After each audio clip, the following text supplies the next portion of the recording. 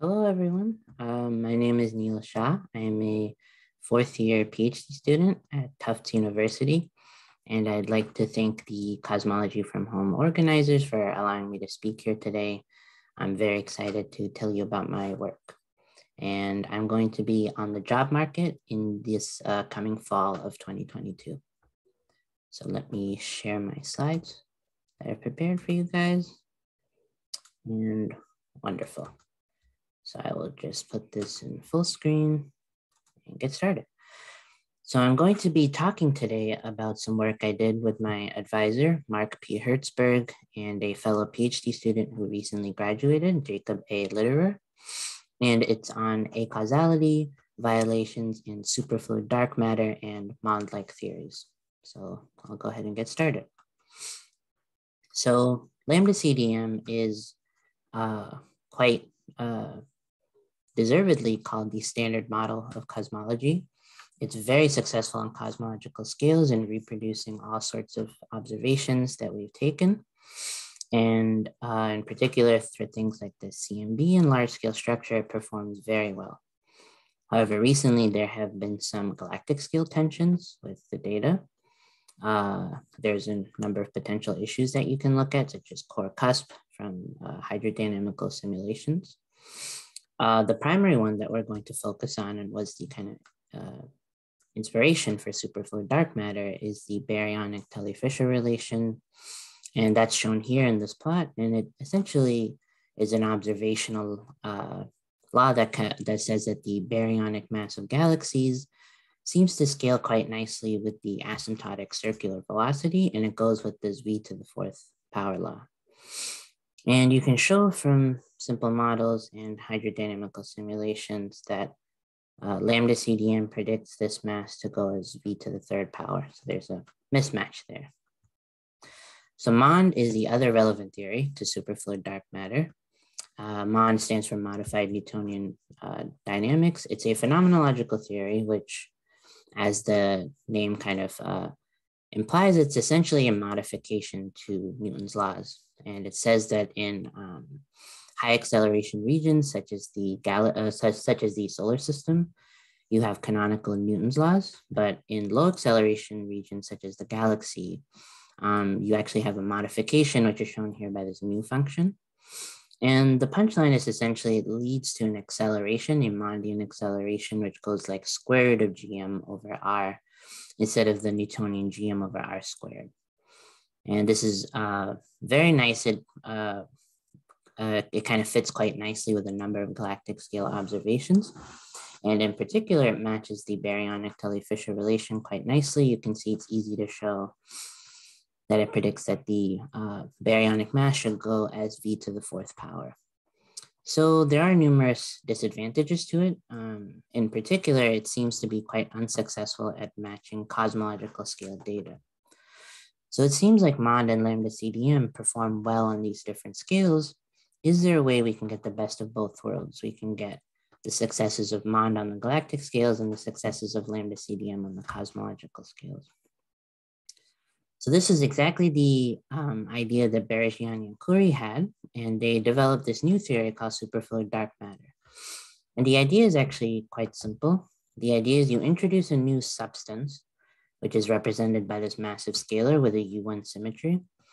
And the idea is on large scales, it acts like canonical cold dark matter, but on galactic scales, it undergoes a phase transition to a new superfluid phase of Goldstone phonons, and these mediate a MONDian force between baryons. And we'll see the details of this in just a second. So one such theory, one such relativistic Lagrangian that you can write down is given here in equation 2. And you can see that the first term looks quite canonical. This X here is the canonical kinetic term for a complex scalar. And then you have this other term, which gives you these new kind of non-trivial dynamics. So on cosmological scales, phi and x are small, so you easily recover the canonical cold dark matter Lagrangian. And to get the MONDian dynamics, you can go into the galactic regime. You can decompose this field into a modulus and a phase. And here we've also extracted out this e to the ion t, these high energy oscillations. So because of that, we can assume that rho and theta are slowly varying. So with a bit of additional work, we can show that the low energy effective theory on the galactic scales is given in equation 4. So you can see here where, and y, by the way, is this modified kinetic term, which is a function of theta and its derivatives, as well as phi n, which is the Newtonian potential. So you can see this is kind of a highly non-trivial Lagrangian. There's y to the 3/2 power. But the nice thing is if you include a coupling to baryons, in the static limit, you can show, for example, that the acceleration has this MONDian square root of GM over R form. So this is a very nice theory, but it has this miracle cure of kind of acting both like lambda CDM on the right scales and MOND on the galactic scales. But it seems to have this non-trivial y to the 3/2 power. We typically don't see fractional powers of kinetic terms in Lagrangians. So we wanted to kind of, in our paper, study this theory, kind of put it to some theoretical tests to make sure that they hold up to those. So, one of the most important theoretical constraints you can put on a theory is that it has to have causal signaling, right? So it can't be acausal. So what we did in our paper is we considered a class of theories called k-essence theories, which are given by this form. And so we wanted to study high energy perturbations on top of a background, for example, the phonon background. And you can quite straightforwardly write down the equations of motion, which are written here in equation 7. And you can write them in this suggestive form where you have these, it kind of looks like these high energy perturbations, epsilon, are traveling on this effective background, capital G mu nu. And here, by the way, the primes refer to derivatives with respect to the canonical kinetic term, and we're working to high orders in the derivatives of epsilon.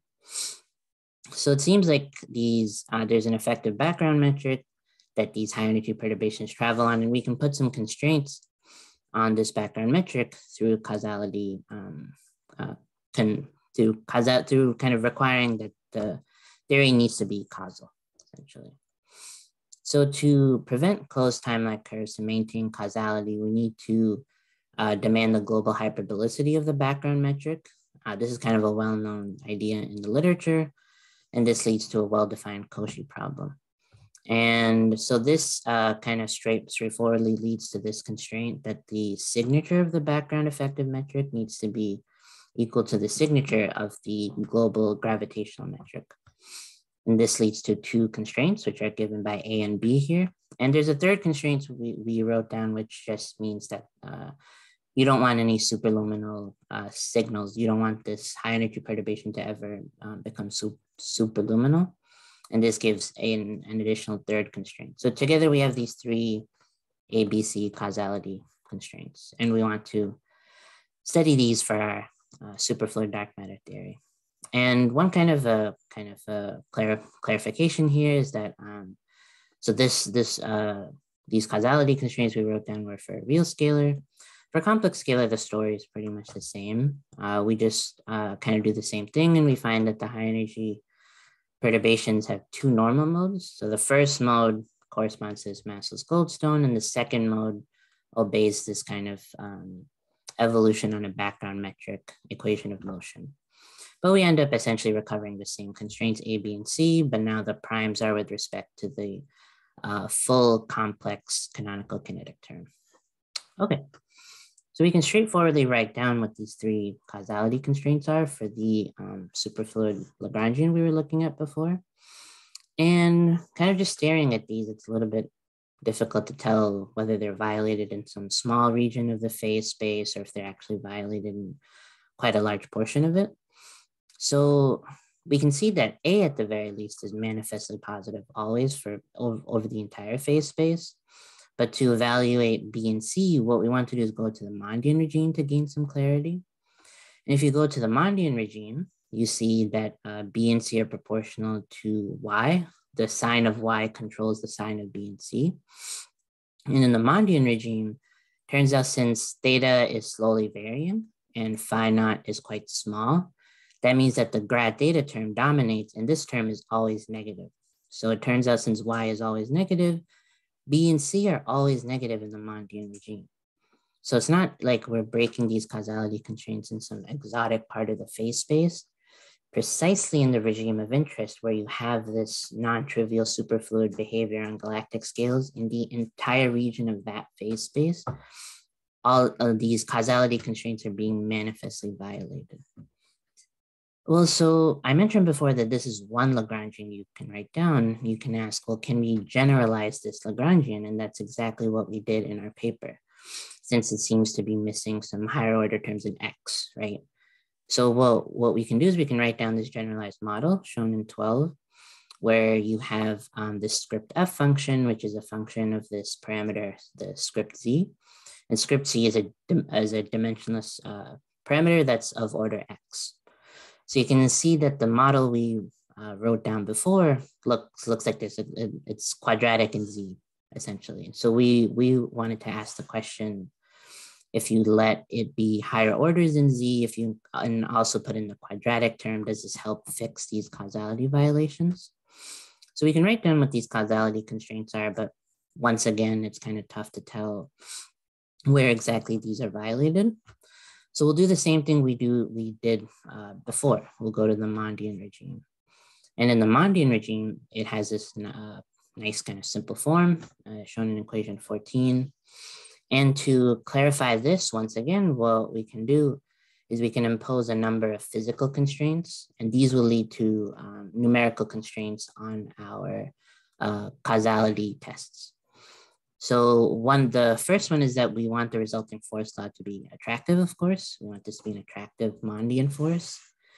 And we also want, after the phase transition, that rho is sitting at the minimum of its effective potential. It kind of gets heavy, it gets integrated out. So that imposes a second constraint. And we want rho to, have we want to kind of avoid tachyonic instabilities. So we require that the second derivative has to be positive with respect to rho. So essentially we get a third constraint on the theory. And it turns out after you kind of impose these constraints and write down what A, B, and C are in the MONDian regime again for this very, very generalized model, it turns out you actually get the same causal violations. And again, over the entire phase space of the regime of interest. So it seems like precisely on galactic scales where you have this non-trivial MONDian dynamics going on, even if you write the most generalized Lagrangian you can with all these higher order terms and this quadratic term, for all orders of the terms, it seems like in that regime, you have manifestly broken these causality constraints. That's kind of the big punchline of our paper. So I'll just end with my conclusions here. Lambda CDM is very successful in cosmological scales, while MOND has some galactic scale successes. And superfluid dark matter is a novel theory, which kind of gets the best of both worlds, gets both of their successes. But it seems like for relativistic fields, which propagate on an effective background metric, it seems like the causal evolution of this theory is manifestly broken precisely in the regime of interest. And even if we generalize this model, it seems like you still get these causal violations. So here are my references, and thank you so much for listening. And I'd like to once again thank the organizers of this conference. I think this is such a wonderful idea, and I'm looking forward to speaking with a lot of you. So thank you so much.